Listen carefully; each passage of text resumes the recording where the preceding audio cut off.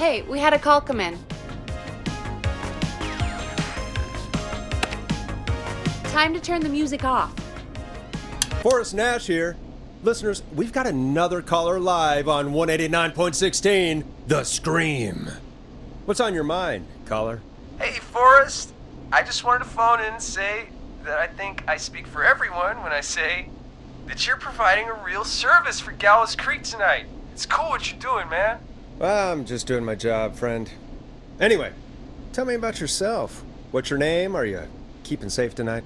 Yeah, man, I'm good, thanks. I'm at my roller rink, trying to get everything ready for the Harvest Festival tomorrow. I had a guy from Starling Security here earlier installing the Starling 4000 system, so I'm a little behind. As for my name, my friends call me Roller Ricky, and I now consider you a friend, my man. I don't allow self-promotion on my show. Well, sorry. Sounds like roller skating is more than just a job to you. So is this vocational? I wasn't always Roller Ricky. Once upon a time, believe it or not, I used to go by just Ricky.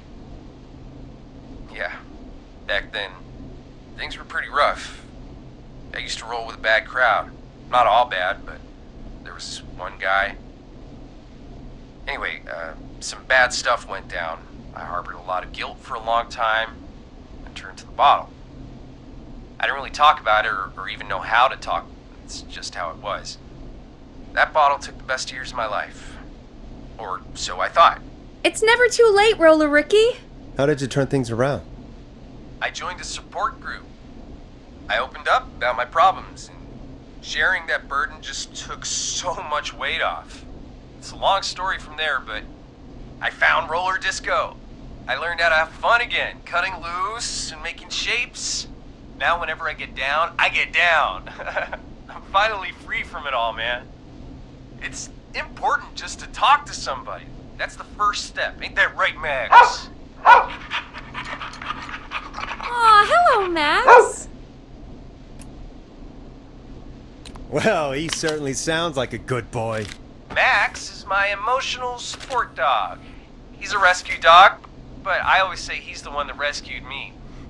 He's the best dog a guy could ask for. Of course, the first thing I did was teach him how to skate. He's better than me now, a real pro. Max can skate. Yeah, man! At first they said it couldn't be done, and then they said it shouldn't be done. But Maxie loves the rink, man! Is that another train, Maxie? Maxie loves trains, man. He's even got that special how to greet them. Maxie sounds like a really special boy. Maxie appreciates all the positivity you're throwing out, my man. You know, I'm actually hosting free skating lessons tomorrow at the festival.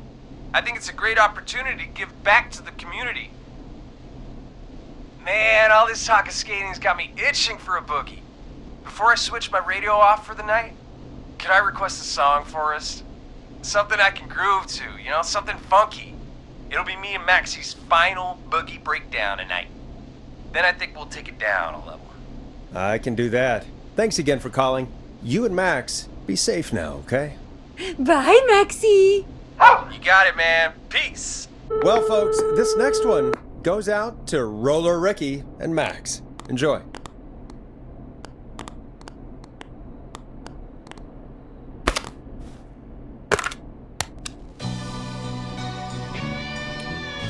You're gonna love this next track. I really needed that call, you know, after everything. Yeah, I get that. He talked a bit much for my taste, but it is inspiring to hear somebody come back from the brink like that. Yeah, that's what I meant. You were thinking about Max on skates, weren't you?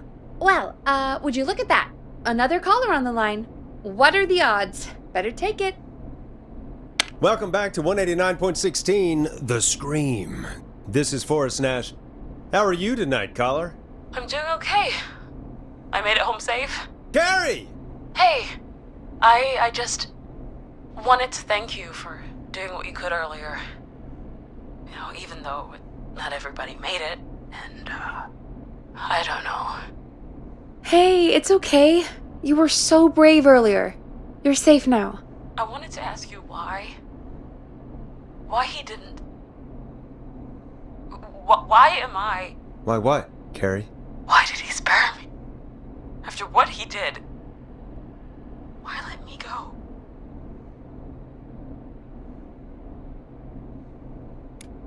Maybe he only wanted to hurt the pranksters. Maybe. Did he just think everyone was making fun of him? Did he always hate these hazing rituals? I mean, if he did, why wait all these years to... Why do this now? These stupid hazing nights have to stop. Carrie, you did so well tonight. Stay safe and rest. Help is coming to Gallows Creek. We just need to hold on. Thanks, Peggy. Hey, Forrest? Could I request a song? Of course, Carrie. What song? Any song by Blast Processor. And thank you. This next one goes out to Carrie.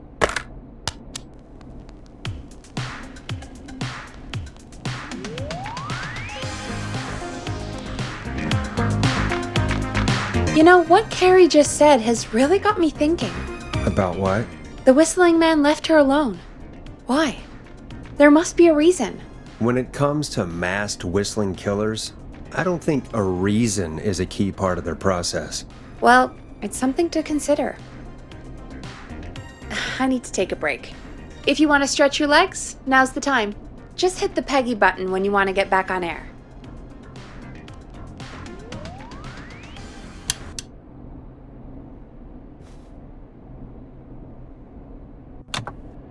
Let's get going, Peggy. Alrighty, we could run another segment or... Scratch that, Forrest. We have a caller. You're through to 189.16, The Scream. What's your emergency? Hello again, Forrest. Oh, that call with the teens was awful. Those poor kids. Still, I'm glad the girl didn't get hurt. Thanks for your concern. Are you in trouble? What's on your mind? I wanted to ask you again to play my song, Forrest.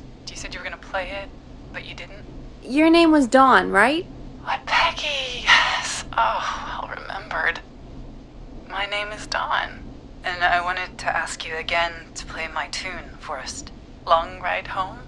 You know, the one that Peggy said she threw outside the window?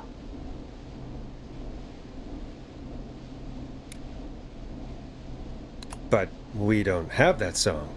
As you just said, Peggy threw it out the window.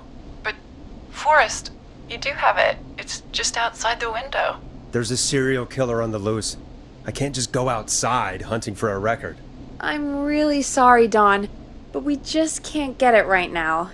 But wasn't the whistling man just at the old murder house? That's miles from the station. It won't take you a second to grab it. Don, I'm not sure if you've heard, but there's something unnatural about this freak. He's fast. I'm not risking it. Oh, but I think you will. Forrest? Peggy, I'm calling with more than a request. I know something. I think I know who's gonna be next. What? Are you serious? Play my song, Forrest, and you'll find out. Well, folks, here's some music for you while I think things over. Is she serious, Peggy? She's serious about hearing that song, that's for sure. Peggy, I mean, is she serious about... I don't know, Forrest, but we don't really have a choice, do we? If she's telling the truth... Then why don't you go and get it? It's one of Reggie's KFAM regulations. I can't leave the booth while we're on air. Peggy. Just... you can do it, okay? Fine. You're a good man, Forrest. I'll slide you the key to the fire door. Wait. Our fire door has to be unlocked? Yeah, it... You know, I never thought about it, but yeah. We should talk to Reggie about that later. Anyway, I'll hold the fort down while you're out. Maybe I'll even get a caller. That could be exciting. 189.16, The Scream. With me, Peggy.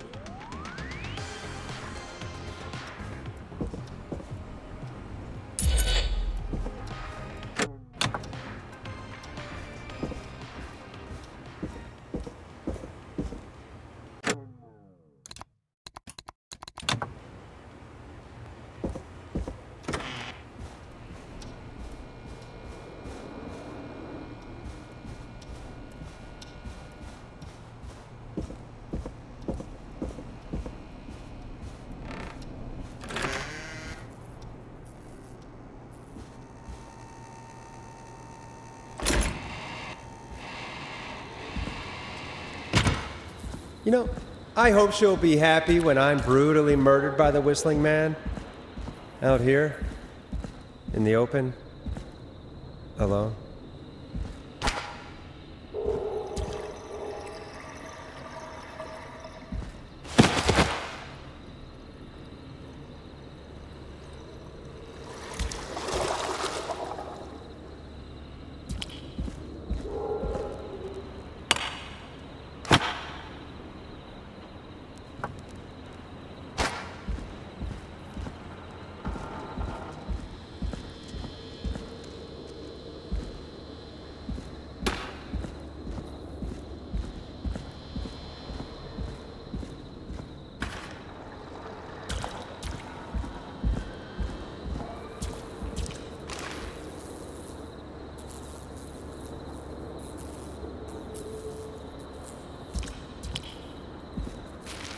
Here it is.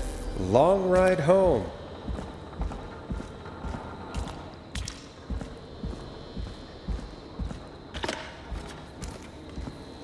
Of course, it locks behind me.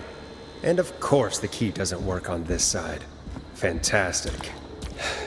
Maybe there's another way back in through the basement. A door, elevator, or something.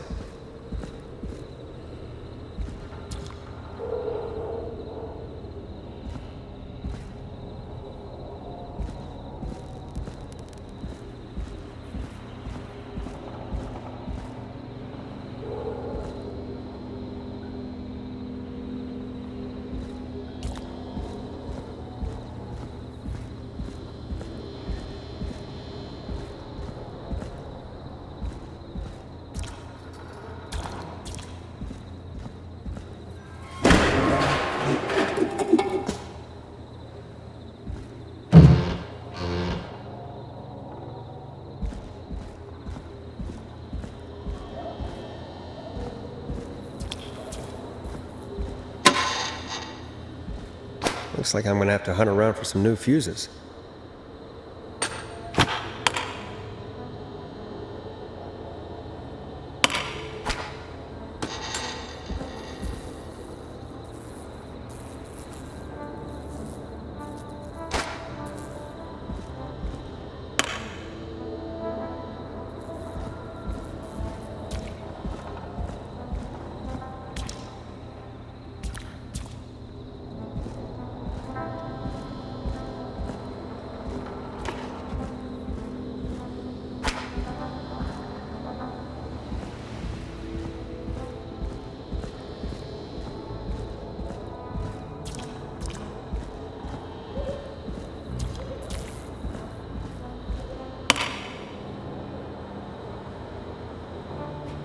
Nah, that's not right. Do the fuses add up properly?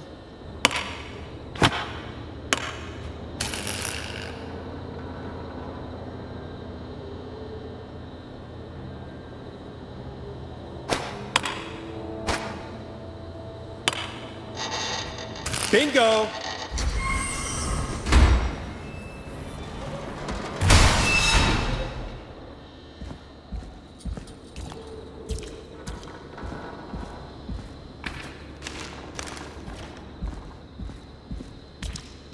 I could probably survive that fall.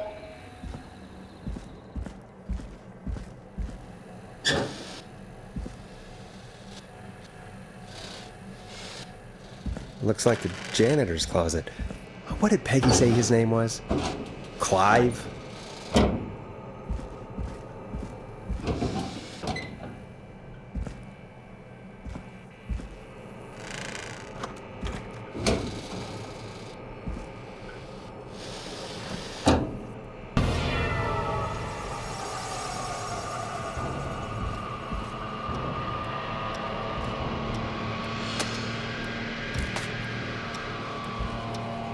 What the hell? Peggy is not gonna believe this. Huh, there's a key. I'll just take that. Might be important.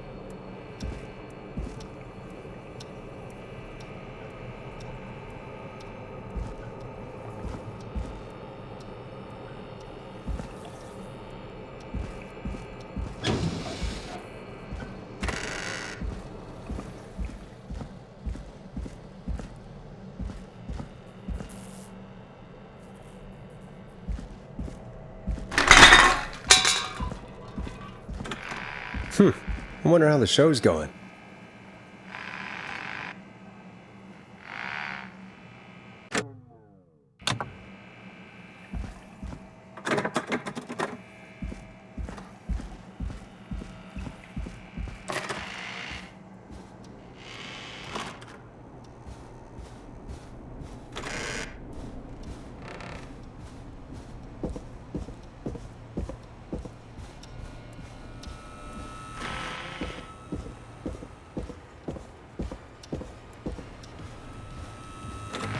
Isn't that such a good song, folks? And now for... Jesus, Forrest, you've been gone for ages. I thought something had happened. Something did happen. Clive the janitor might be Clive the murderer. What? I'll start from the beginning. The fire door locked behind me. So...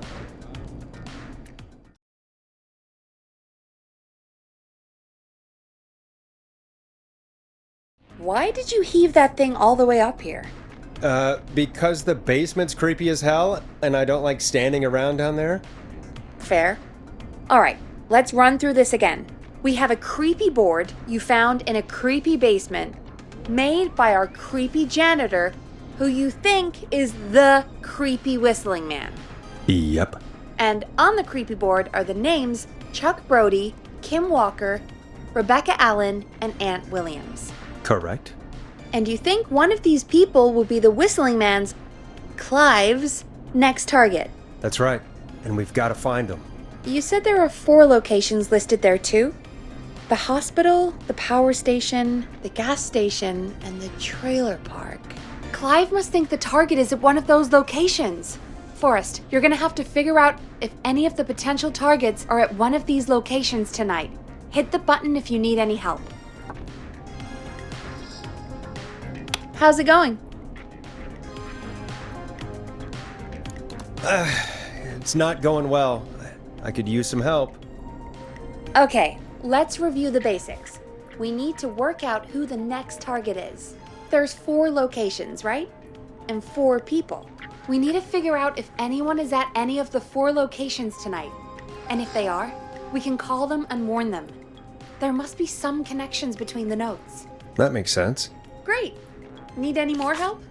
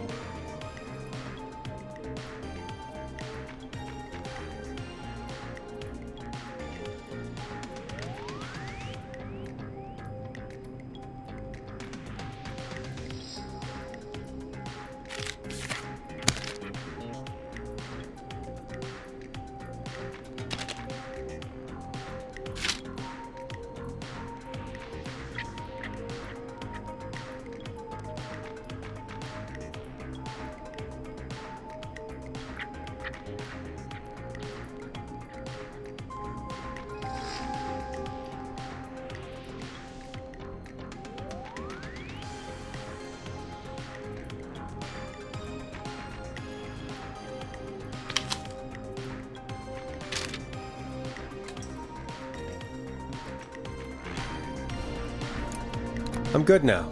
Thanks, Peggy. No problem. How's it going? I'm ready, Peggy. Are you sure? We've only got one shot at this. I'm sure. Let's do this. Okay, name first. Who do you think the target is? Chuck Brody. And where will I find them? The gas station. Okay, I'm dialing. One moment.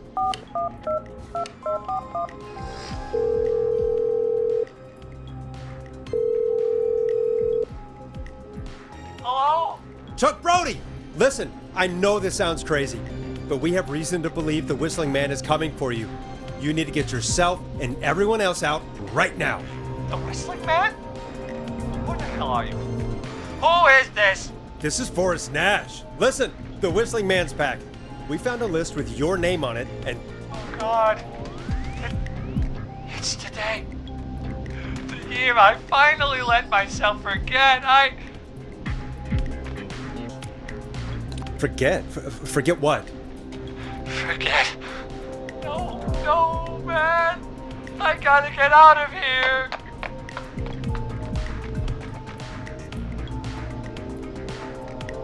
I think he ran off. Well, fingers crossed that Chuck... Jesus! It sounds like something blew up. He's using bombs now? Is Chuck? I don't know. Hang on, we're getting a call. Hello? Chuck? Chuck! Forrest, the whole goddamn gas station's gone up. Is anyone hurt? I don't think so. I got everyone to follow me out. The town's only ambulance was blown to hell, though.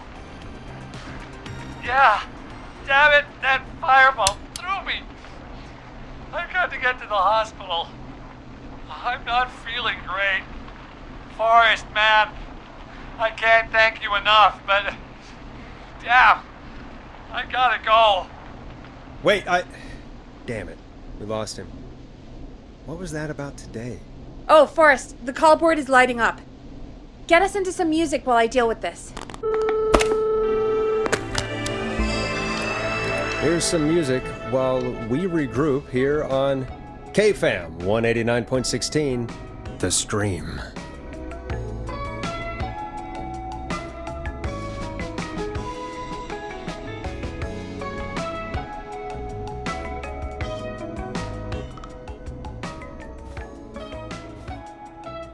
There's gotta be more in the basement to show us who Clive is targeting.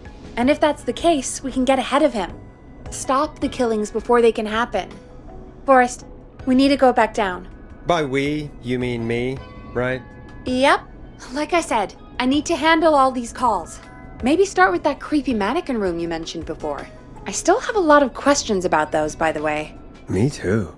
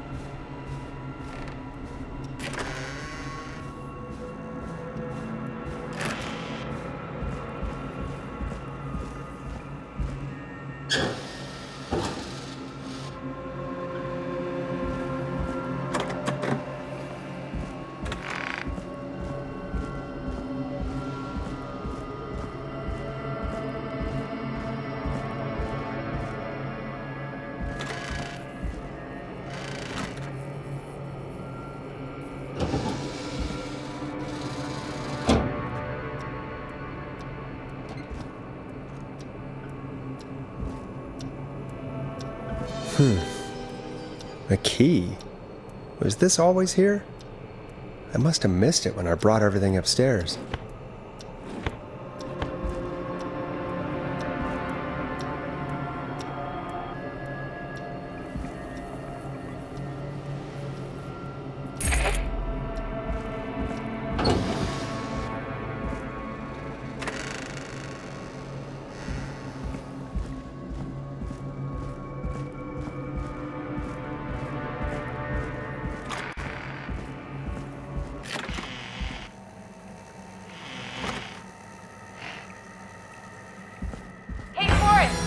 Peggy, give me some warning before yelling down the intercom? Sorry. Buzz the intercom when you find something and want to discuss it.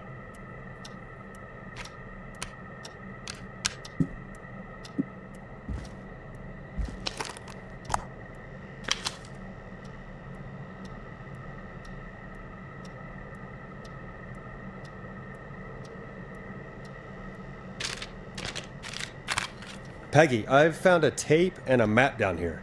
A map of what? Looks like it might be to somewhere in this storage area. Weird. Well, maybe the tape will give us more information. Give it a play. George Barrow, 1968. That's when it's all began for me. Follow the maps. Find the tapes. I'll be waiting. Wait, George Barrow? We all heard that he drowned after a night out drinking. Was it actually Clive? Has Clive really been the whistling man for that long? Do you think you found everything, Forrest? I think there's gotta be more down here. I need to find all the tapes. You think so? How much did Clive hide down there? Well, if there are more tapes, then there must be more maps to follow, right? That seems to be the case. All right then. Buzz the intercom when you find something and want to discuss it. He says I need to follow the maps and find the tapes. I guess that's what this map is about. I think we need to see what else is hidden down here. Be careful, Forrest. Keep looking. Buzz the intercom when you found something.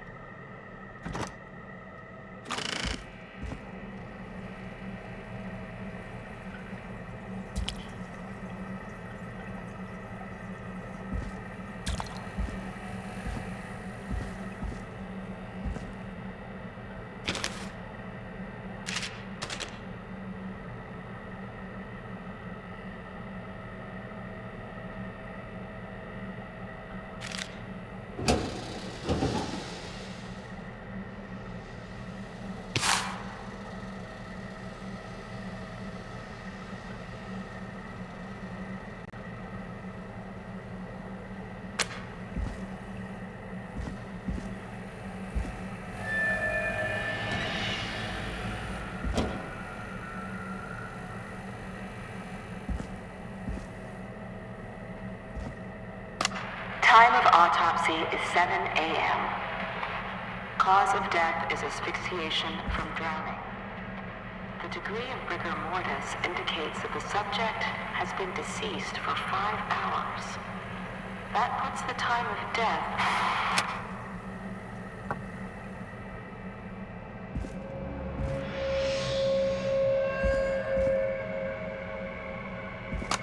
Small lacerations to arms, legs, and face, typically obtained by running through foliage. Severe blistering to the feet, as though the deceased had been running without stopping.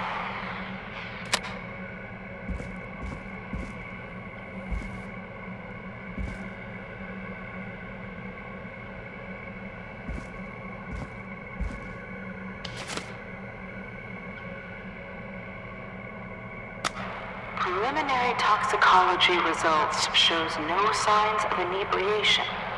However, a high amount of cortisol was found, indicating elevated levels of stress in the immediate moments before death.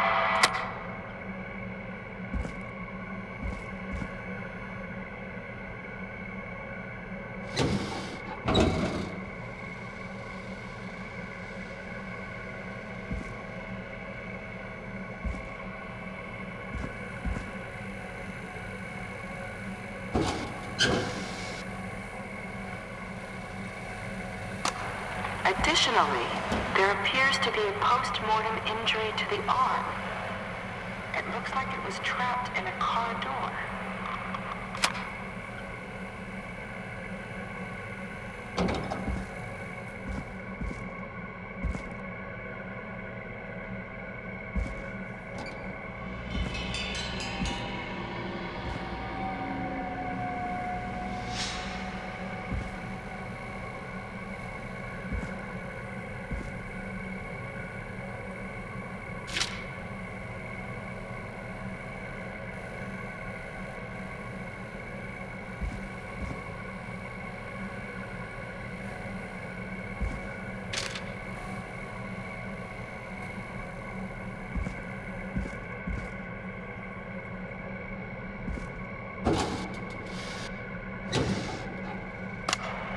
It is the coroner's opinion that the subject likely feared for his life and was chased, resulting in a fall from a height into a body of water, where he hit his head, was knocked out, and drowned.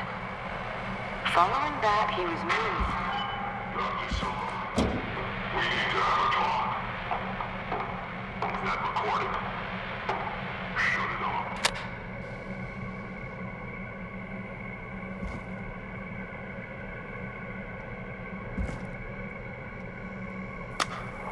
If you're listening to this, then I'm probably dead. What the... I'm a man who likes to stay informed. Ooh, a new vinyl for my collection. Newspapers all over the country.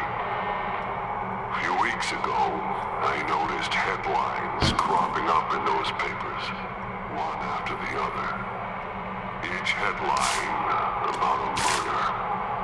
Each murder, the death of someone I knew almost 20 years ago.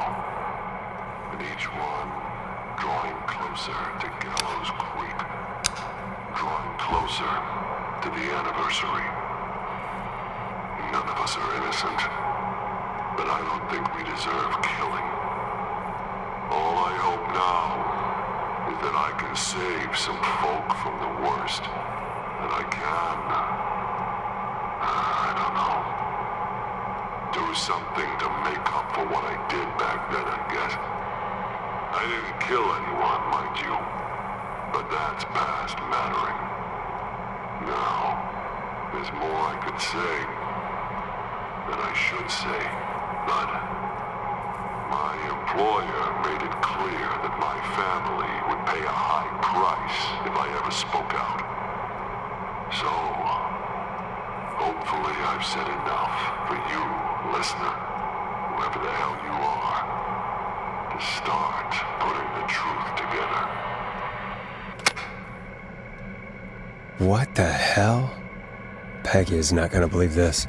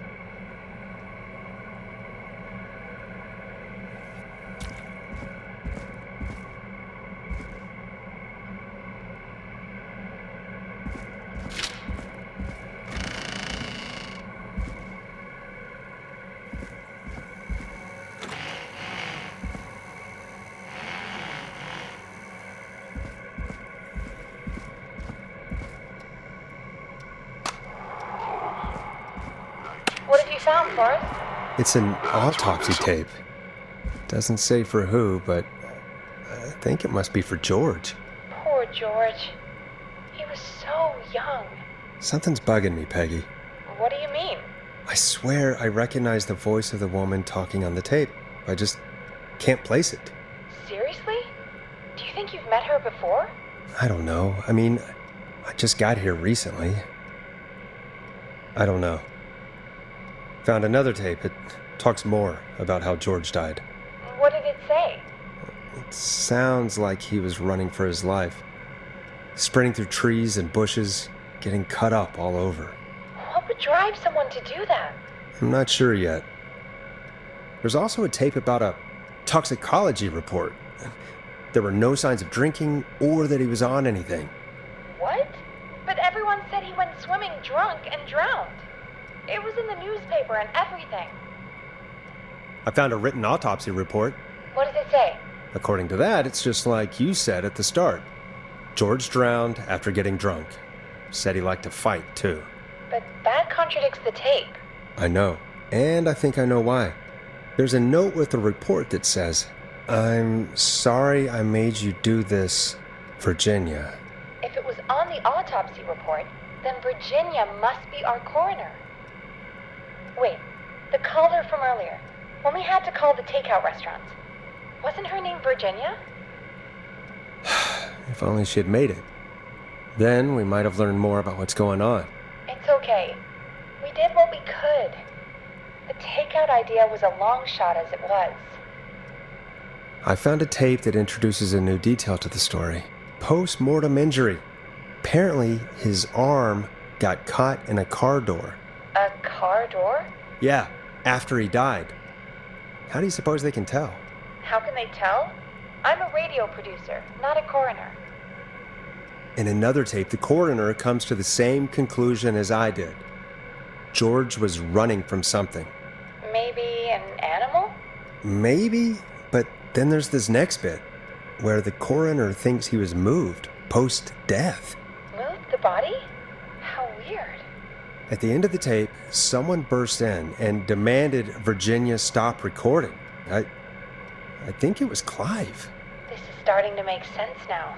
This is a conspiracy to cover up what happened to George. I think I found Clive's last recording. I think Clive might be gone. Gone? I found a confession. Not for any killings, but for playing a part in covering up George's death. He left this behind in case he died. He hoped someone would find it. Do you think the Whistling Man already got him? Possibly. We've had a lot of callers tonight, but maybe not every victim made it to the phone, you know? We don't know how many there really are. Christ, Forrest, that's dark. I know, but Clive said he had read about other murders in other towns, and that the murders were all folks who knew about the incident. And the killings were getting closer to Gallows Creek. He said he wanted to do something good for once. The board in his office. He wasn't tracking people down to kill them. He was tracking them down to save them. Ugh, why didn't he just come out with all of this? He said his employer threatened his family if he spoke out about any of it. His employer? The one who orchestrated the cover-up? Oh, Clive. I'm sorry for thinking you'd killed all those people. Do you think you found everything? I think so. Forrest, what's going on here? Someone wanted that boy's death to seem like an accident. And they hired Clive to make it look that way. Come back upstairs when you're ready. We need to figure out our next step.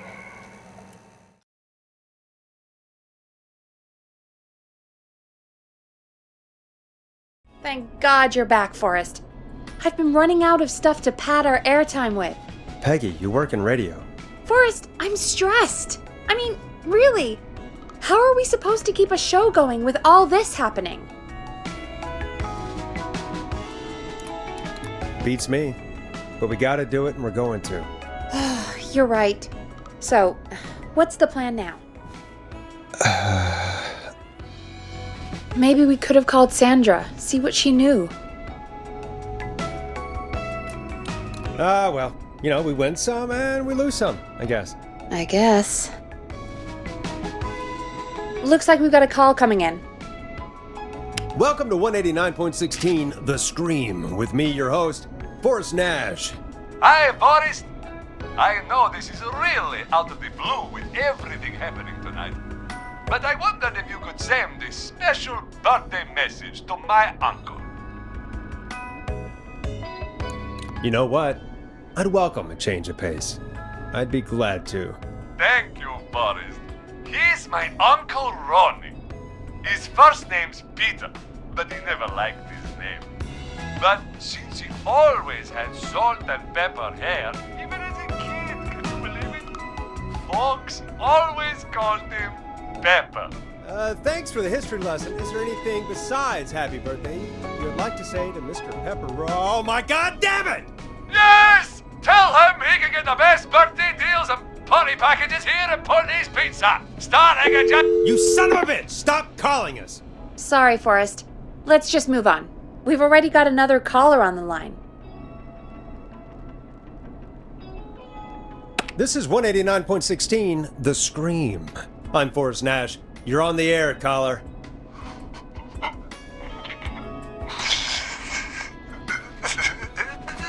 Caller.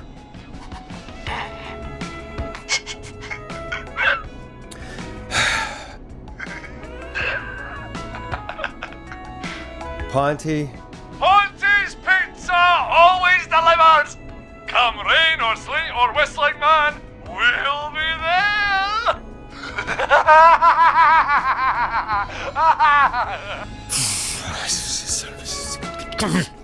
Forrest?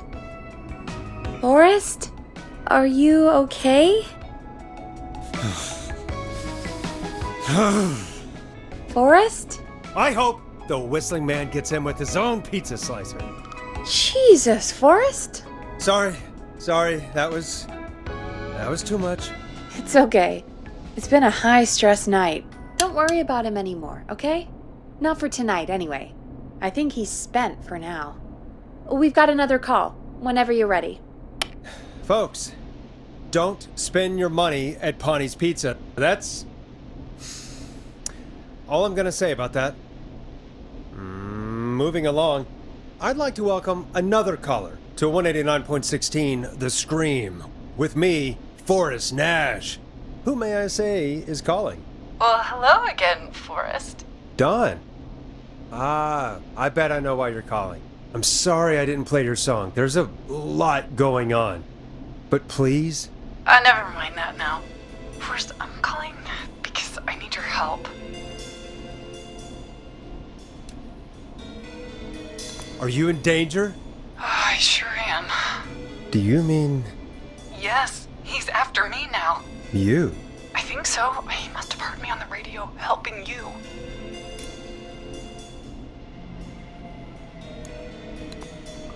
Helping? You didn't exactly help. Maybe I've been helping more than you know. I was out following a lead, trying to work out who would be next, after Chuck. And what happened? And I started to feel like I was being followed. I came back to my apartment building, but this newfangled security system has me locked out. I need you to help me get inside. Don't you have a key to get in? Only for the apartment door.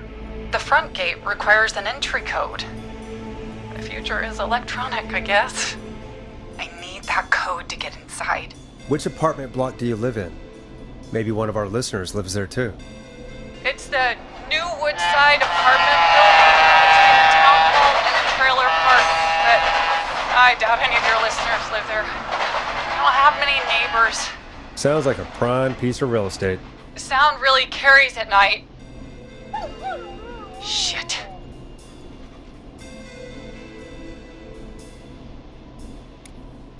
I'm guessing you're not a dog person. No, I'm not.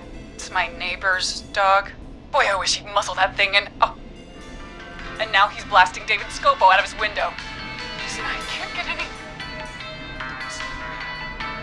He's coming down the street. I don't think he's seen me yet.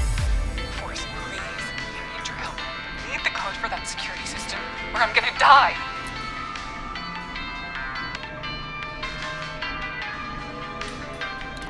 What's the name of the security system?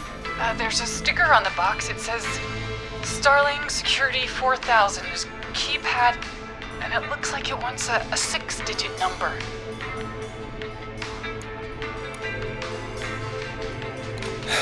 We'll see what we can do. Thank you, Forrest. Yeah, of course. Don't worry, Don. Thank you, Forrest. I knew I could count on you. I'll sit out of sight. Call me back soon. All right, folks. Here's a little tune for you all to enjoy while I try to break Dawn into her apartment. You were pretty quiet there, Peggy. Forrest, was it just me, or was there something... Yeah, it wasn't just you. Something was weird about that. Yeah. Well, tell you what. We have a Starling 4000, or whatever, here at KFAM. Clive bought one for the station. Maybe we can find something to help. Well, I'm not sure who. But to help someone.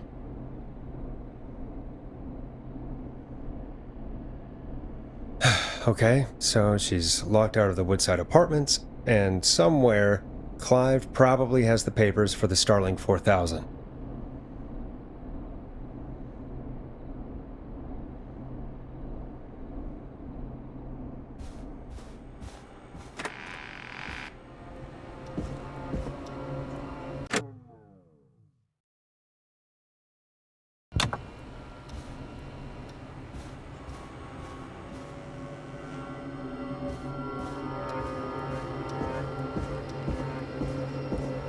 Locked tight.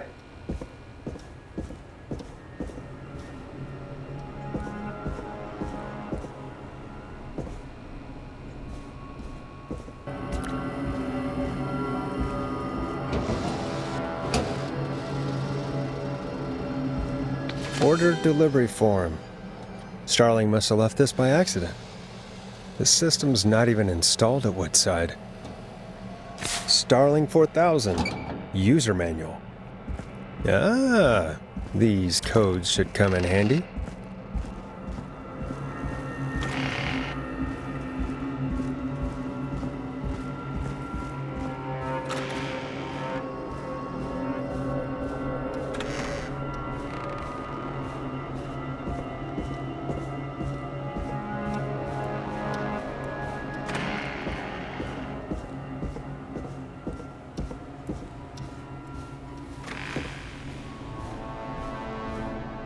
Welcome back, Forrest. Find anything?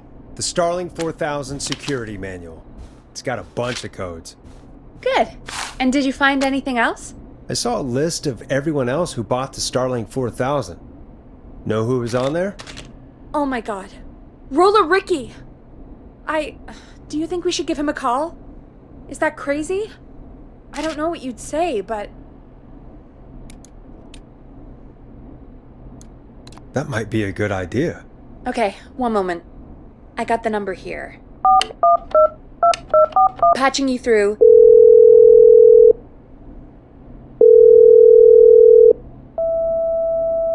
Shit.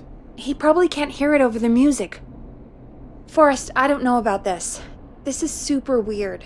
Just put me through to Don. I'll take care of this one way or another. Okay, if you say so. Line 1, whenever you're ready.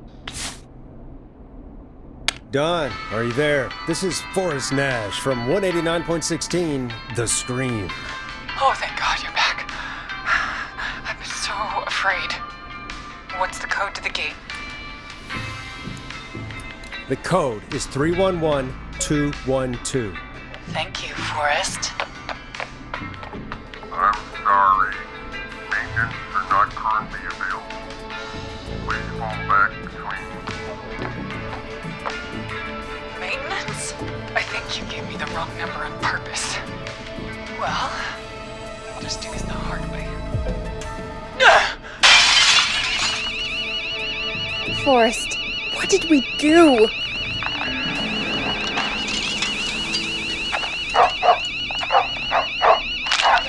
No! Maxie! Goddamn!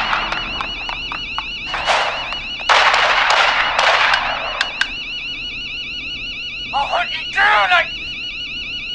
Oh, Maxie! Ricky! Ricky! Hello? Hello? Forrest? Is that you? Did you have something to do with this? Ricky, whoever that was, she was trying to get into the building. I tried to help, but... Forrest, man, you got no idea. That was him! That was the whistling man! The alarm gave me just enough time to get my rifle... Oh, man, Maxie, I'm coming, buddy! Forrest, I've gotta go! Come on, Maxie. Stay strong. Okay, Gallows Creek, here's some music while we process what just happened.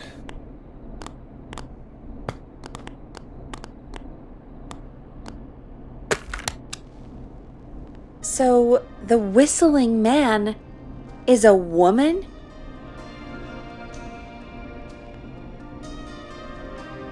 Yeah, I worked it out a while ago. Yeah, sure, Forrest. You just never mentioned it. She called up. You spoke to her multiple times.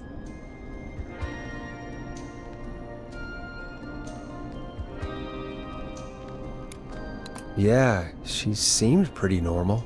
Why do you think she requested that song?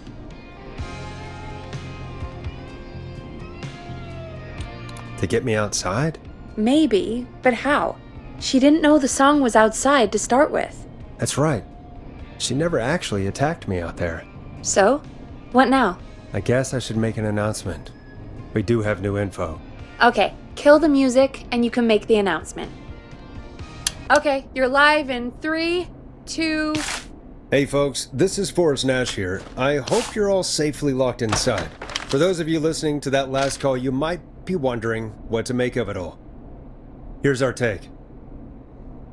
We now believe the killer is actually a woman. One who might manipulate you into letting her in before she attacks you.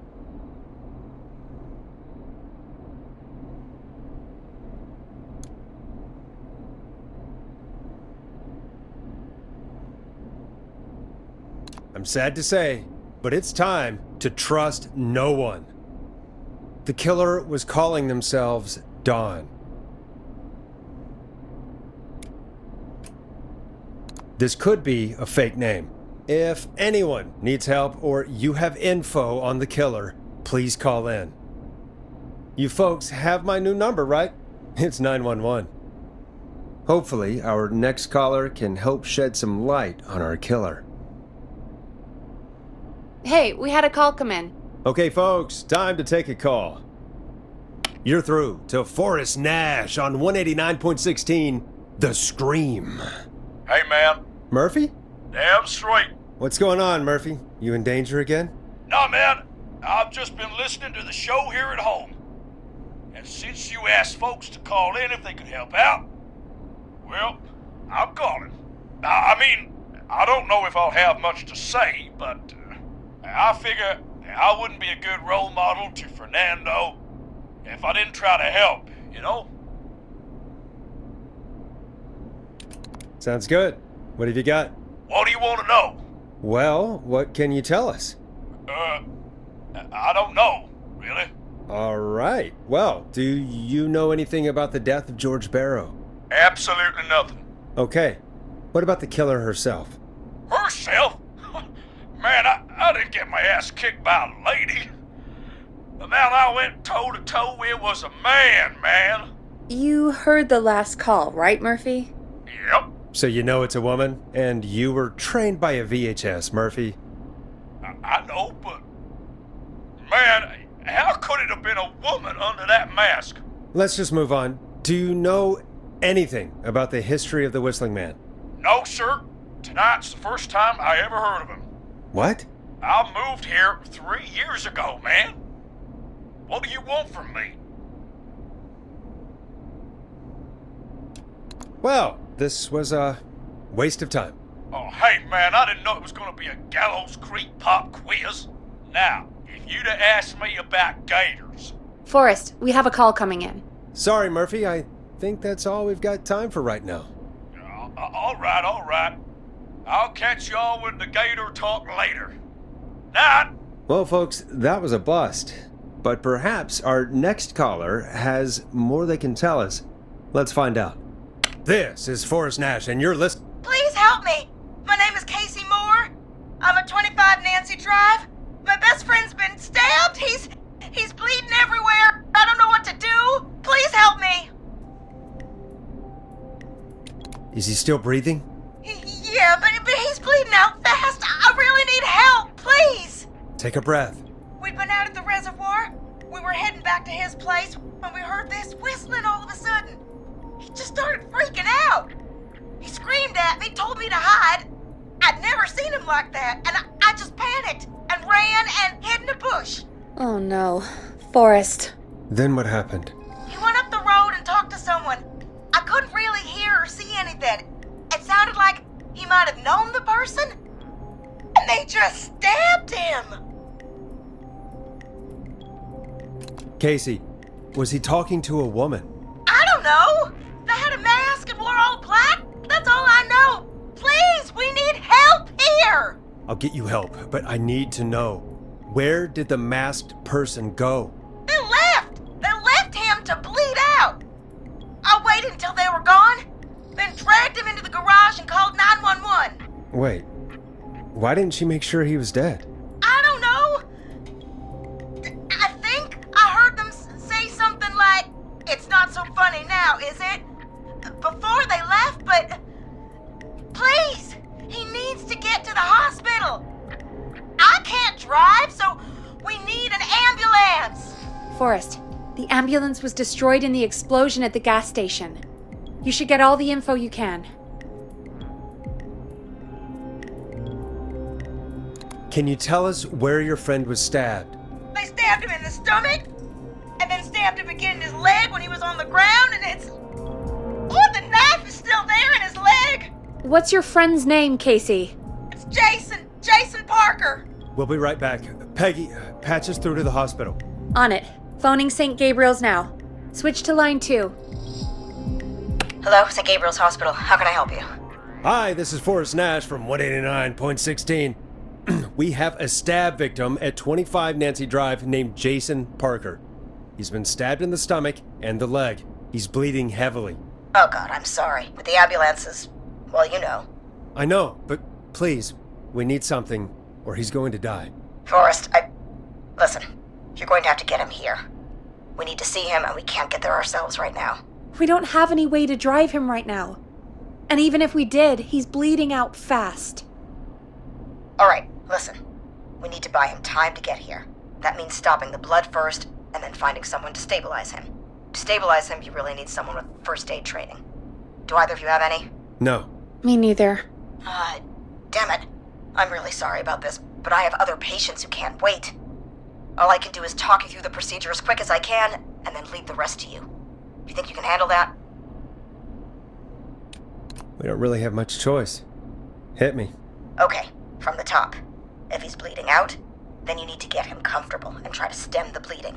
Lay him down. Apply continuous pressure directly to the affected areas. When the bleeding slows, get a clean cloth of some kind and hold it over the wounds. Get them comfortable. Apply pressure. Clean cloths when slowed. Got it, I think. You said he was stabbed, right? If the object he was stabbed with is still in him, don't take it out. It's stopping the worst of the bleeding right now.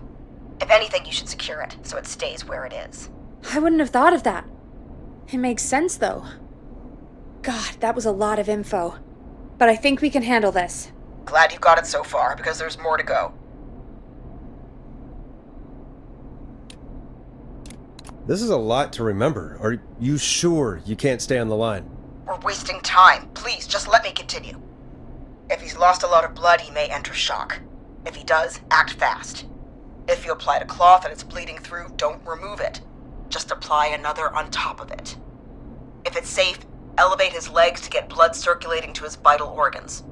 Try to keep him warm. Get him to rest and reassure him. We need the patient to stay calm. All right, don't replace bandages, elevate his legs, keep him warm and calm. This is a lot. I'm really sorry. That's as much as I can give you right now. Try to stop the bleeding, find someone to get him stabilized, and get him here as quick as you can. Good luck. All right, Forrest. Casey's still on line 1. Hello? Hello? Forrest, are you there? Hi, Casey. I'm here. How are you doing? I need help! I've been putting pressure on his stomach wound since you left, but he's still bleeding. I don't know what to do. That's good, Casey. The nurse said to do that. What about the knife in his leg? It's gotta be hell. Should I pull it out? No, don't touch the knife. The bleeding will get worse if you pull it out. Are you sure? I'm sorry. I'm gonna stop making suggestions. No, don't worry, Casey. We're a team here. We're all going to get Jason through this. Casey, is his leg wound bleeding right now? I hate looking at that knife. Yeah. It's bleeding. His stomach is worse, though. All right, I think we need to leave that knife alone. All right. I'll just keep putting pressure on his stomach for now. Forrest, can I have a word? Now isn't the best time, Peggy. Can it wait? Forrest, it's kind of important. All right, give me a second. Casey, I'm going to have a quick word with Peggy. Keep putting that pressure on and let us know when the bleeding is under control. You're doing great. But what if something happens? We'll still be here. Just shout if you need anything, and we'll be there. I promise. Okay. I'll wait. Jason, please be okay. What's up, Peggy? We can't stay on the line with her all night. Dawn is still out there. What if other people need us? You're right. She's probably on her way to her next target right now. Exactly. And you heard the nurse. We need someone there with training who can stabilize him. He's got to get to the hospital somehow.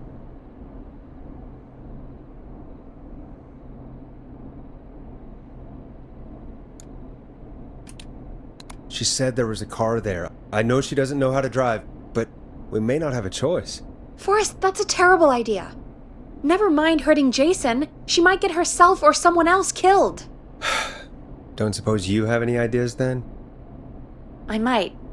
A little before you started working here, KFAM did a mandatory first aid training course. Me and Karen missed it because we were away on a producer getaway. You skipped it, didn't you? Never mind. So, how does KFAM's first aid course help us? Casey said they're at 25 Nancy Drive, right? Yeah? Why? They put up a bunch of cheap houses around there about 10 years ago.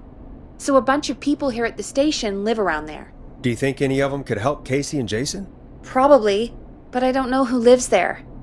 And since I missed the training day, I don't know who knows first aid. Could you call them and ask? I don't know everybody's numbers. I've only ever called Karen. Everybody's personnel info is probably in Reggie's office. Got it. I'll look through their files in Reggie's office. It's a life or death situation. I'm sure they won't mind. Right.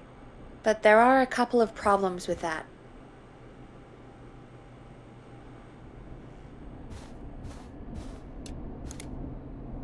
Go on. It's sensitive information, so Reggie probably locked it in his safe. Great. Do you have any idea what the combo for the safe could be? Not a clue. Reggie's a serial note-taker, though. Maybe something in his office will give it away. Right. There is something else. I'm not gonna like this, am I? Have you ever heard, "The future is floppy"? Peggy, what the hell are you talking about? I'm talking about floppy disks. Floppy disks are like these futuristic things that have information on them. You put them in a computer and they do something. Peggy, I know what a floppy disk is. Anyway, Reggie decided that the future is floppy and started phasing out our physical records and replacing them with these floppy disks. I imagine it's the same for our personnel files. That's good to know. Since we haven't heard anything from Casey, I'm guessing Jason's okay for now. I'll check out Reggie's office and see what I can find. You'll need a key for that. I'll just slide it under my door now. Thanks, Peggy. I'll just have to look around.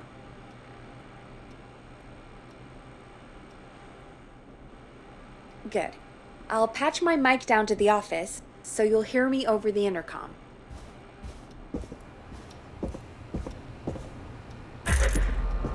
I'm not getting in there tonight.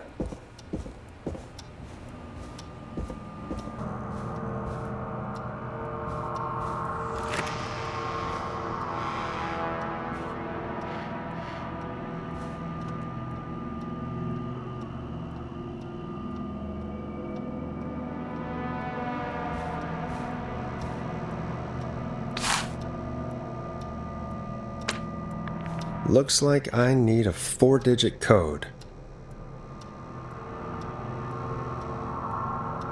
Hey Peggy, you there? Yeah, I'm here. Did you find what we need? I can't figure out how to get into this stupid safe. No worries. We still have a little time. Reggie writes almost everything down somewhere. I'd recommend you start reading. I'll have a look around. You're probably right. I'll let you know when I find something, or don't. Could this be it?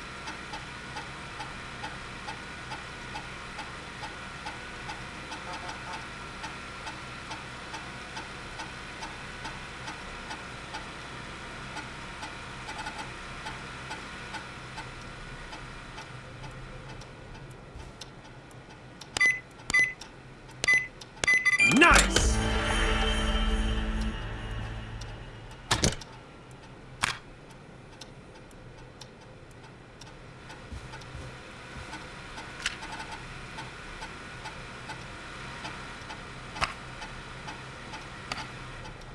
I'm in, Peggy. I found the floppy disks. Just put it in the slot, right?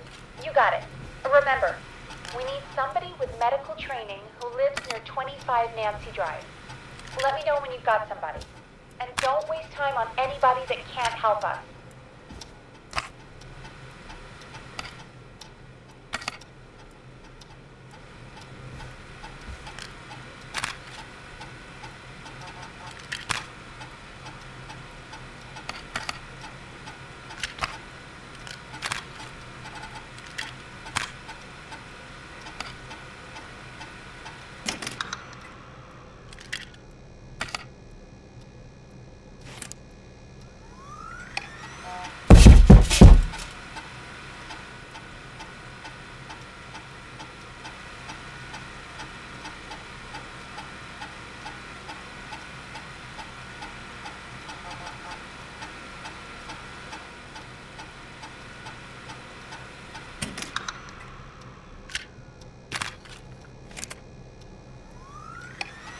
Hey, Peggy.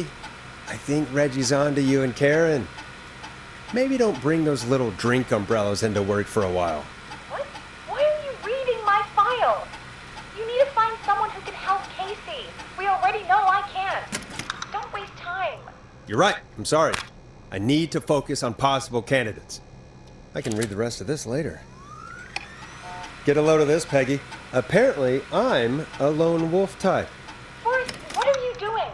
We don't have time for this. We have a man literally dying on the line, and you're more interested in you.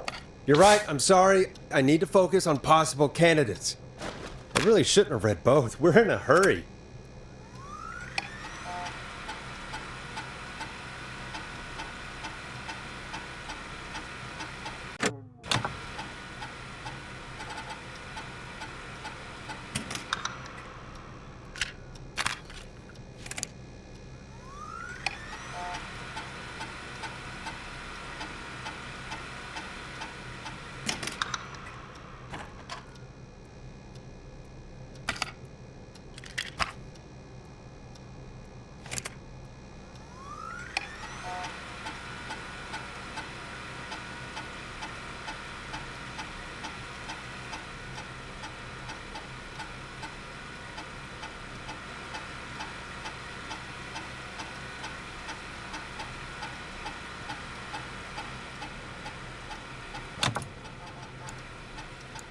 I think I know who our best bet is to help Casey and Jason.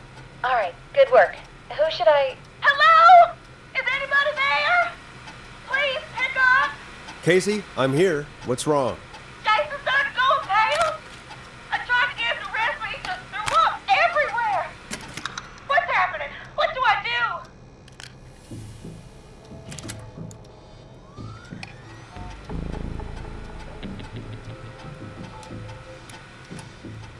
Peggy? I'm drawing a bit of a blank here. Forrest, I think he's going into shock. But the bleeding needs to slow down. Did I mess up? Jason, I'm sorry.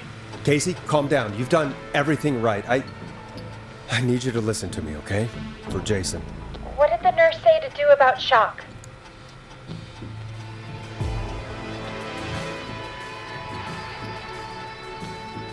Casey, I need you to prop Jason up. We need to raise his wounds. Both of his wounds? You want me to fold him up like an accordion? Did the nurse really tell you that? That doesn't sound right, Forrest. We really need to be careful. If we get anything wrong now, then... I'm looking at my notes. We need to get Jason as warm and comfortable as possible. Do you have anything you could use nearby, Casey? Yeah. I still have some laundry next to me. I'll wrap him in some blankets. Just give me a second. Sorry. Sorry.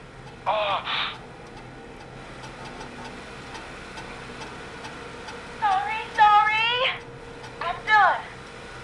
You're gonna be okay, Jason. Just relax now, okay? Sorry. I'm scared. He's not doing well.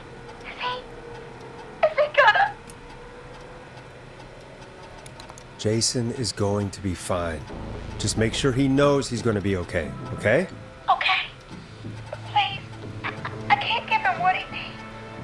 Please, help. I can't lose him. All right, Forrest, we need to hurry. Jason doesn't sound like he's doing too well. You said you knew who to call earlier? Who was it? We need to call John Hedges. He lives on Nancy Drive. He didn't really participate in the first aid training, but he's a former war medic. He's probably the most trained person we have. Really? I never really spoke to him before. A war medic, huh? Yeah, and according to Reggie's notes, John keeps all of his old equipment at his house.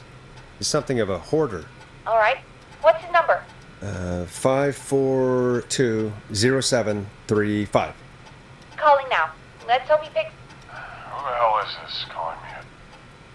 What time is it? John, it's Forrest Nash here at KFAM. We have an emergency and we need your help. Forrest?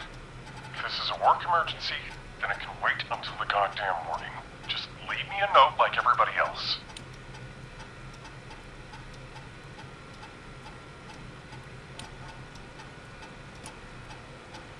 John, no! The Whistling Man is back in town, or at least it's not important right now. A man has been stabbed, and we need you to help him. The Whistling Man? What kind of joke is this? John, we're not kidding. A man is gonna die if we don't help him right now. Seriously? I haven't been called on for over 10 years. Where's the patient? What's his condition? He's at 25 Nancy Drive. I think we got his friend to stem the bleeding, but he's gone into shock. He's passed out right now. You say he was stabbed? Do you know the extent of his injuries? From what we were told, he has 2 major stab wounds. One to the stomach and one to the leg. The knife is still in his leg, and the stomach wound is open. Understood. Let me grab a few supplies and I'll head right over. Damned if he dies on my watch. Thank you, John. We'll let him know you're on your way. Good luck. Hello, Casey. Are you there? How are we doing? Bad. Jason seemed really weak and then just started thrashing. What about now? Is he still thrashing? He's passed out. Please tell me you found someone to help. Casey, help is on the way. My colleague will be there soon. You hear that, Jason? Someone is coming. You're gonna be just fine. Just hold on for me, okay? Just hold on. Come on. Hello, Casey. This is John Hedges. I'm here about Jason. Please let me in. I'm guessing that's Jason there. Casey, I'm gonna need your help. Forrest, Peggy, don't you two worry. We've got this from here. Okay. Forrest, we'll call you back later. I have to go now. Good luck, everyone. God, I hope he's gonna be all right. And with that, the show moves on. We're sending our best wishes to Jason. Well, after all that excitement, I think we could use some music. Come back upstairs when you're ready.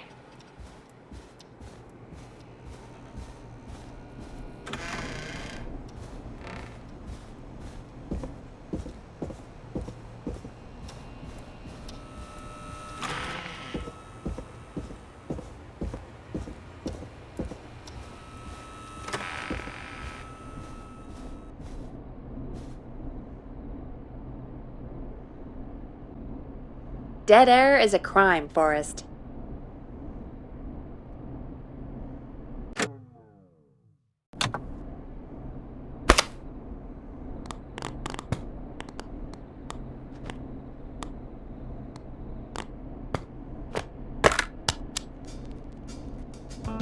A classic back by popular demand. This is Long Ride Home by the Barn Finds.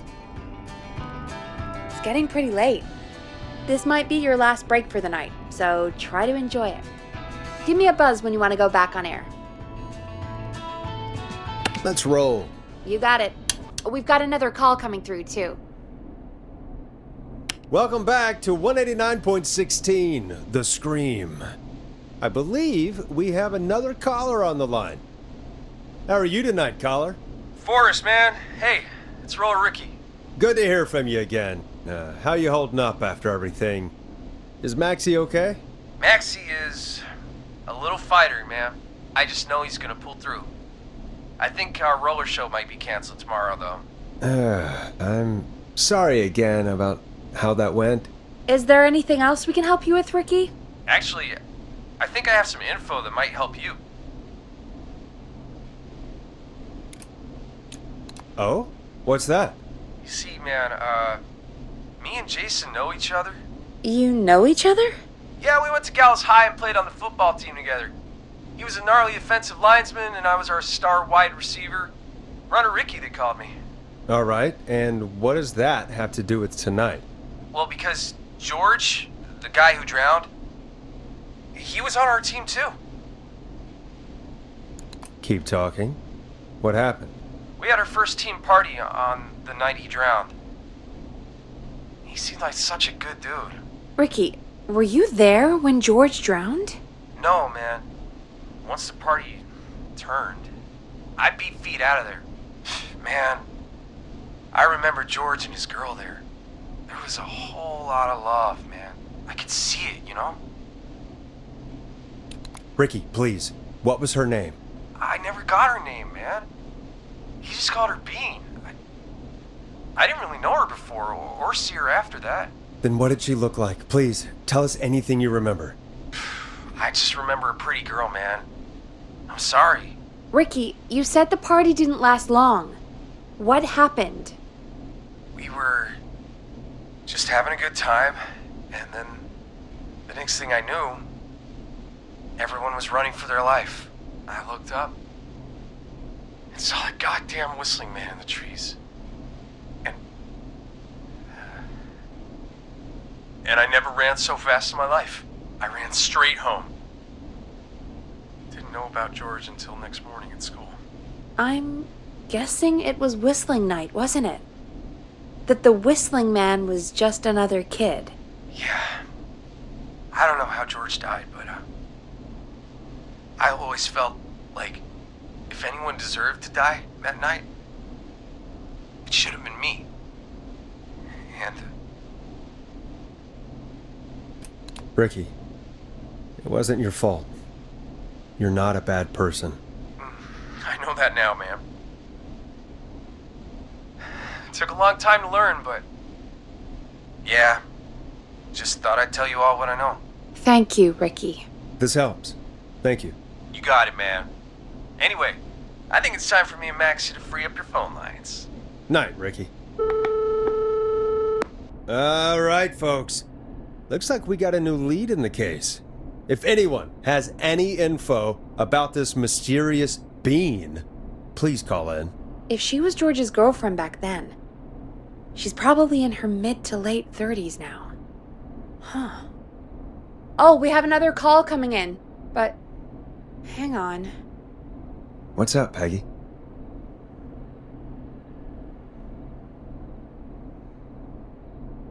Peggy? You're gonna want to take this call off the air. Who is it? Just do it. All right, folks, it's time for another track. Here's one to help you sit back and relax. We'll be right back after this.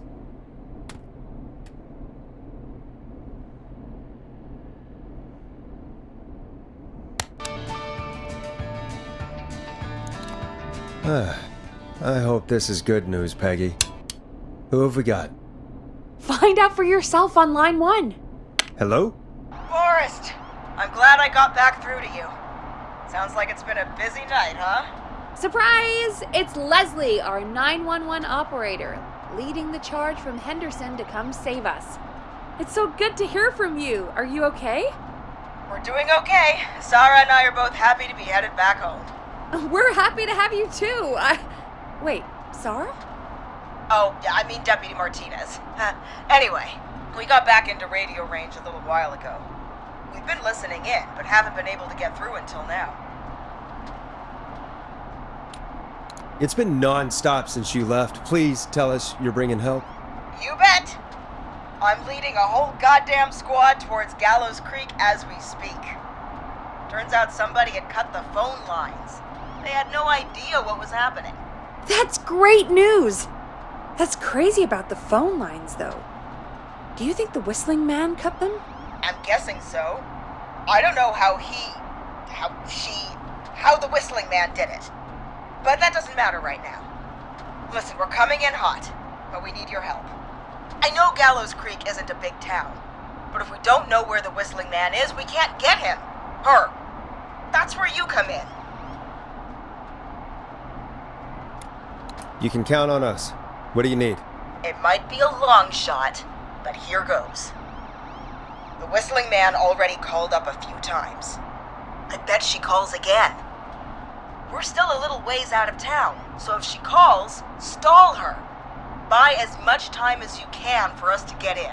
And while you're talking to her, try to figure out where she is. We'll be listening in, so once her location is known, we'll head straight there and end this nightmare. I'll do my best. I know you will. Heck, I can see the headlines now. Forrest Nash's interview of a lifetime. Anyway, I'll radio the other cars and tell them the plan is a go. Hopefully the next time I see you, it'll be with our killer behind bars. Take care now. We'll see you soon, Leslie. Oh, thank God. It sounds like this is almost over. We're nearly through this.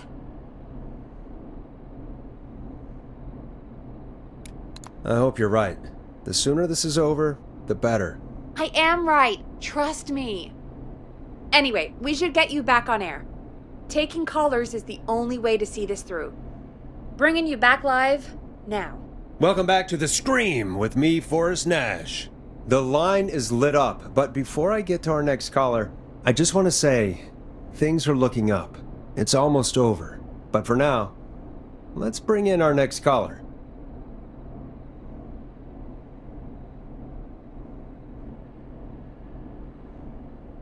Evening, caller. This is Forrest Nash.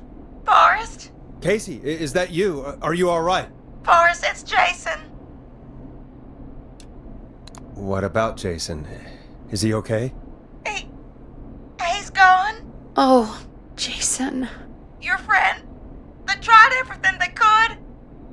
They said he just lost too much blood. Are they still with you? Can we... Your friend? No, they just left. They seemed really shaken. I'll have to call them up tomorrow. I can't believe he's gone. Could I have done more? You did everything you could have done. You both did. I'm sure Jason knows that. Thank you, Forrest. I really hope so. Hey, guys, I'm really sorry, but there's a call on the other line. I just need to make sure we don't have another situation brewing. It's all right, Peggy. I understand. Do what you need to do. Thank you, Casey. I'll be right back. Forrest? Yes, Casey? Before Jason passed out, I asked him who did this, and I think he knew who attacked him. Are you serious? Yeah. He said it had to do with a boy named George Barrow. It all keeps coming back to George Barrow. He said that George died during... God, what was it? Whistling night? Some kind of prank night. And that the person who stabbed him wanted revenge for George. Casey, are you absolutely sure this is what Jason said? Yeah, I think so. Jason still seemed with it when he was telling me. So I don't doubt what he said. Did you say Jason told you who the Whistling Man is? He did. He said it was a woman. They went to school together. Somebody called What? What happened? Are we still on air? No, we're not. Seems like the power is completely gone. How do we get it back on? I don't, we can use the emergency generator down in the basement. Reggie picked it up a while ago in case we ever needed to do an emergency broadcast. An emergency broadcast? Emergency? You know, nuclear war, alien attack, broadcasting a serial killer's location to the cops so we can end this nightmare. Fair point! It's in the storage area, in the far back corner, up on the wall. You might have spotted it earlier when you were digging around for all those tapes. It'll have a big red button. Just press that. I'll see you when you're back.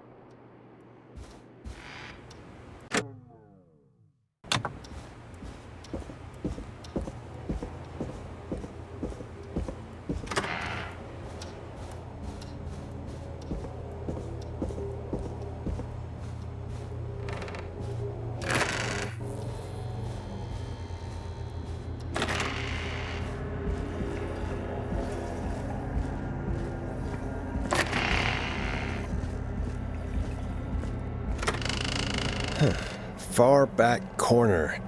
Why is this station so big?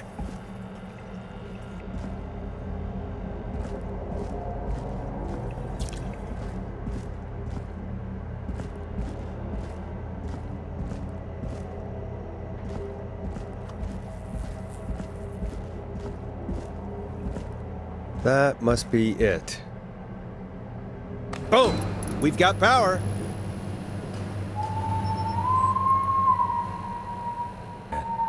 I need to warn Peggy.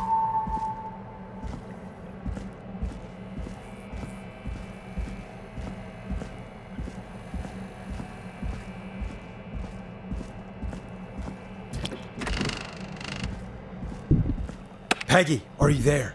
Are you... Peggy! I need to get back upstairs.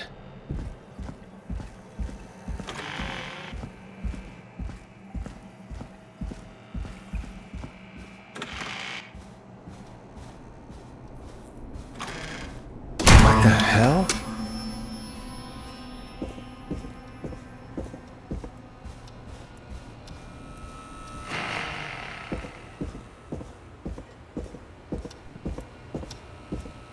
Oh no.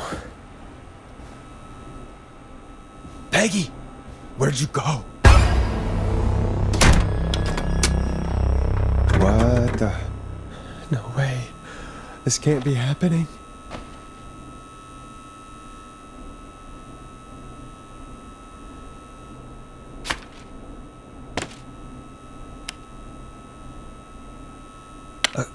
A call? What do you want? Good to talk to you again, Forrest.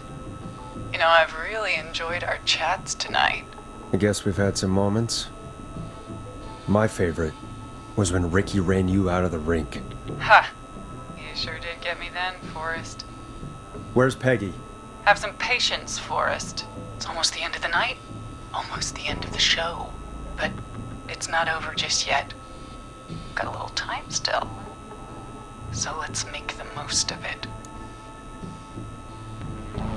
All right, let's. I'm happy to hear that. Huh? I thought we'd end tonight's Whistling Man special with a special guest. The one who started it all. Let me take that out of your mouth and... You crazy bitch! Let me go! Welcome to the air, Mr. Teddy Gallows Jr. Wait. It's all gonna come out tonight, Teddy. Your daddy and his money saved you 20 years ago. But even if he crawled out of his coffin with all the money in the world... Wait, where the hell is Teddy? How are you talking to him if you're here with me? Because I'm not there with you, Forrest. I'm here with Teddy. And if he says where that is, well, he knows he'll get it. Wait, then...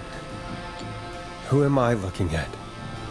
Forrest Nash, let me introduce you and all of Gallows Creek to my boy, Henry Barrow. Your son? You mean you... Wait, that he... Yes, Forrest. He and I had a son. So there were two whistling men tonight. Of course! That explains how you were always able to get around town so quickly. And Murphy, he was right, wasn't he? He did fight a man. He did. I taught my boy to never run away from a fight. Hang on. Did you say Barrow? Then... Are you... Let me just get this mask off. Damn uncomfortable thing. No wonder Mooney went crazy wearing this. There we go. Marie Campbell? George's old girl. Oh. Well, it sure has been years since I last saw her. Oh, God damn it.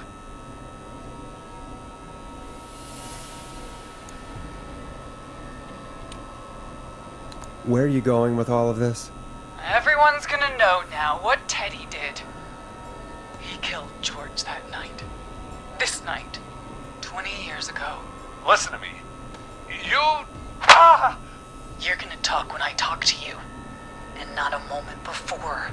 Meanwhile, Forrest, I'm gonna give you the chance to talk. You're gonna help me reveal what really happened to George all those years ago. Why should I help you? Why should I play any part in this? Because I think you believe in justice. You think this is justice?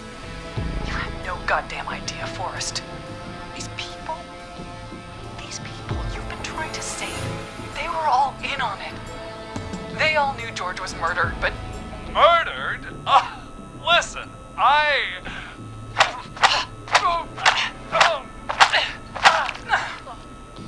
said you speak when you're spoken to. Now, I know you've done some good work tonight, piecing together what happened to George 20 years ago, and that's why I want you to interview us. Interview you? All right, I can do that. Thank you. I want you to help me and Teddy tell the story, Forrest. Do a good job. And hell, you might be the only one to leave here alive.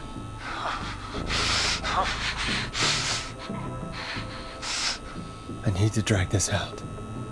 If I can buy Leslie time to get back to Gallows Creek, and if I can find out where Marie is, then this can end. Teddy, we'll start with you. Just, talk me through what happened that night. How would I know? It was 20 years ago.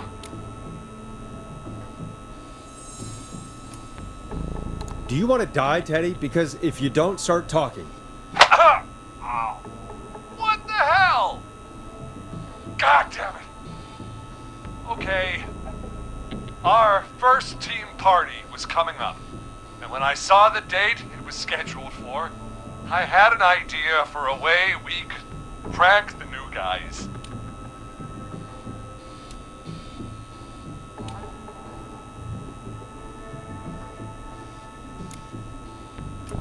What made that night special? That was the night Mooney went missing. We couldn't pass it up. I was just surprised no one had ever thought to do it before. Wait. You mean this was the first whistling night? Keep talking, Teddy. We went up near Whistling Point. God, who was there? Me, Jason, and George, of course. But George didn't come alone. He brought Marie. And Roller Ricky, he was there too, wasn't he? Yes, Ricky was there too. Runner Ricky, our wide receiver. I helped him off the bottle, you know. Because I'm a decent man. Is that so? Yes, it is. He came apart one day. Some people do. He had some issues. Wasn't stable. I didn't want him to hurt his chances in life. So, I helped him keep himself together. You were afraid he would talk about that night, weren't you? Keep talking. About midway through the night, we put the prank into action. We looked up at the trees and saw Jason there, bloody, like he'd just been stabbed. And the whistling man, everyone ran screaming. George and I and Ricky, we got left behind. But Ricky was in on it too. I know he was. He and Teddy were as close as anybody. Teddy must have told him the plan.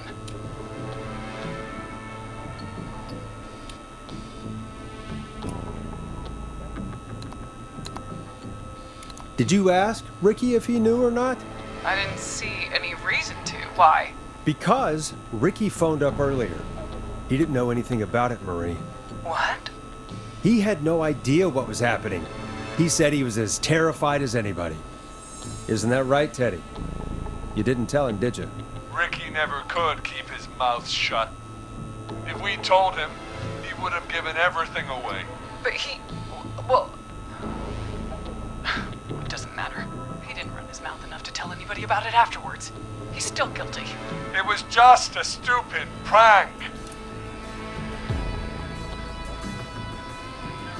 How can you still say it was just a prank? Oh, come on. Oh, God damn it. You made George think Jason had been murdered. He thought his best friend was dead. And so tonight you stabbed him for real? It's the role he wanted to play. If I'd saved Jason, maybe I could have derailed her for a bit. Enough about him. He and George took off running, but somehow we got separated in the woods. I ended up near the bottom of Whistling Point, and when I noticed George wasn't with me, I panicked. And then, I don't know how he snuck up on me, but the Whistling Man grabs me, scream, and he starts laughing, telling me it's just a joke. I can stall for time here.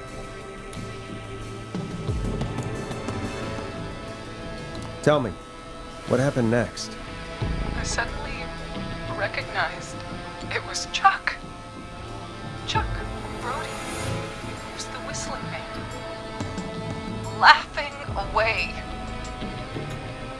But then he stops. And he's looking up at the top of Whistling Point. What was he looking at? Teddy, what happened next? Nothing.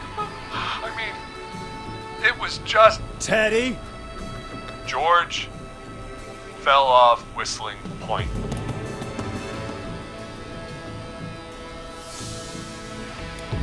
Why'd he fall, Teddy? He just... You pushed him. You were up there. You were dressed as the Whistling Man too, and... I didn't push him, God damn it! I just chased him up there, and he kept backing up. When I saw he was about to go over, I reached out. That's what you saw. You liar! It's not my fault. He didn't know it was a joke. If he'd had any brains, he would have realized. You bitch. No one's going to believe this. After all you did.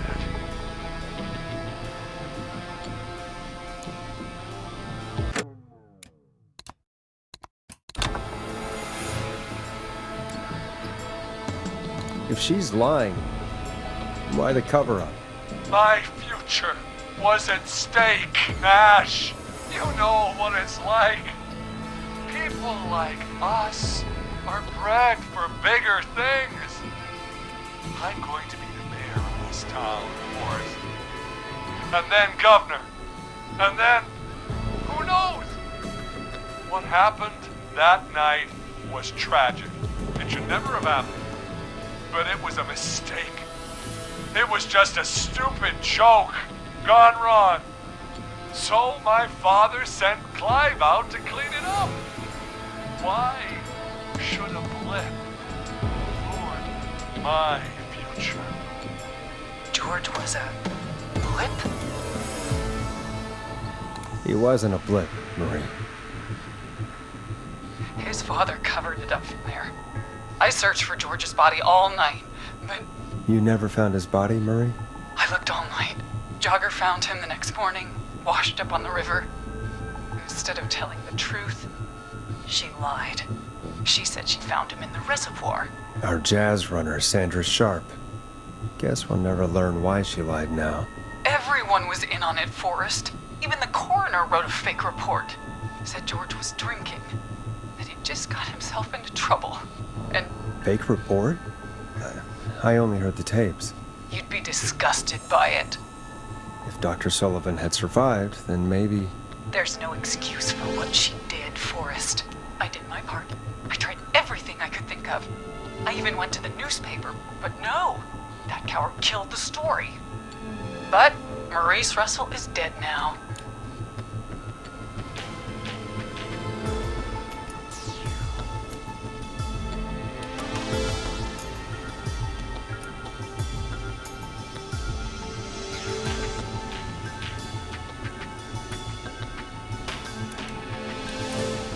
You've been through hell, Marie. I'm sorry. You've got no idea. It never should have started. He shouldn't have pushed my George off a cliff. He should have been punished. But it's coming to a stop. At least for now. Here, where George and I first met, before he joined the football team, was right after he shot the winning throw. Wait a sec. We're at Gallows Creek High, in the gymnasium. That's right, Forrest. Not that it matters, but yes, we're here. Anyway, I think that about wraps up the interview with Teddy. So... Marie? Where? Oh my god. Peggy! Teddy? You're You've got to help me. Quiet. You'll talk more later. Now I have to talk to someone who mattered more than you ever did. Peggy. It's been so long since I've seen your face. I worried you wouldn't come. Marie! Oh my god. I thought you... And here I was, thinking you'd forgot me. I'd never forget my own sister. Sister? Peggy, what's happening? Why are you even there? Wanna explain, Peggy? Earlier, while you were speaking to Casey, I got a call. Do you remember? Well, it was from Dawn. She said that my sister Marie was there that night George died, and that I should come to the gym for a reunion. And when you walked in, you found out That my sister is the Whistling Man. Good to see you too, Peggy. Why didn't you tell me any of this? She said that it was my last chance to see my sister. I knew if I told you, you'd try to stop me or come with me when we need you on the radio. And I just...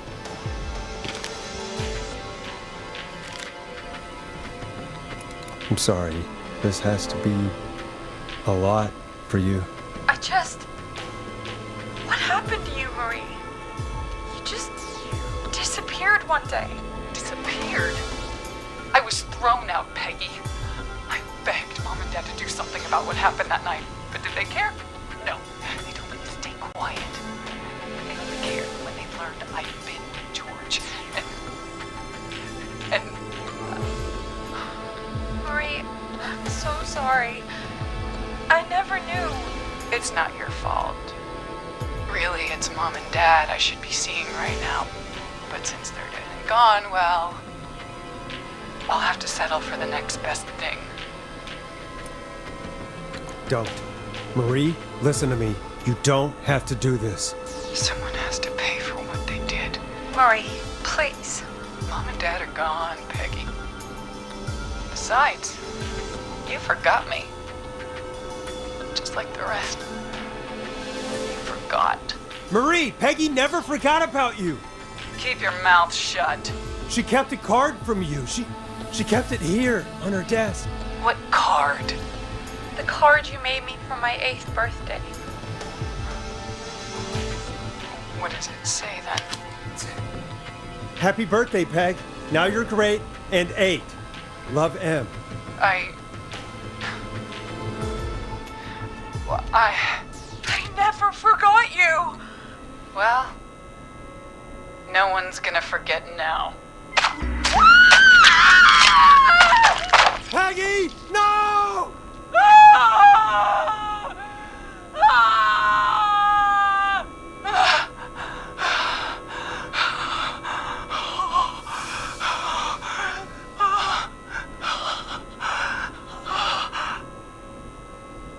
Henry, kill him.